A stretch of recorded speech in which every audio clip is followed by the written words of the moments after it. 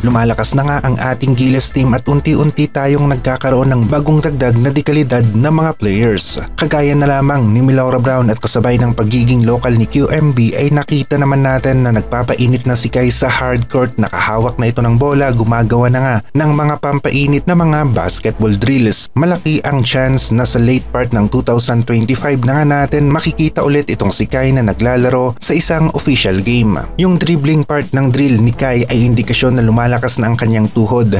Nakabend, merong pressure kasabay ng pagdribble nito ng dalawang bola. Kai Sotto, Milora Brown, AG Edu at Junmar, ito ang sigurado na meron na tayo sa kasalukuyan. Habang hinihintay pa natin si Ange Kouame na mag-qualify sa 10 years. Residency, isa ito sa magiging malaking tulong na guideline na nakalagay sa rules ng FIBA para maging local player ng isang bansa ang isang manlalaro na hindi nakakuha ng passport bago lumagpas sa edad na 16. At kung nakompleto nga ni Ange Kouame ang 10 years residency ay gagawa na ito ng hakbang para umapila sa FIBA na maging local player na siya ng Gilas team. Sa muling pagbabalik ni Kai, tapos meron pa tayong QMB, AG Edu, Junmar, ay magkakaroon si Coach Tim Cone ng mas malawak na option sa kanyang mga players, iba't ibang combo at diskarte kung sino-sino ang pagsasamahin niyang mga players sa loob ng paint. Kapag merong isang Kai Sotto, mas nagiging maganda ang galawan ng Gilas team. Meron tayong solid na option sa opensa sa shaded area at madali rin para kay Kai Sotto na maka-score sa loob ng paint dahil sa kanyang height at skills. Malakas ang kalaban natin o yung kagrupo natin sa Group A ng FIBA World Cup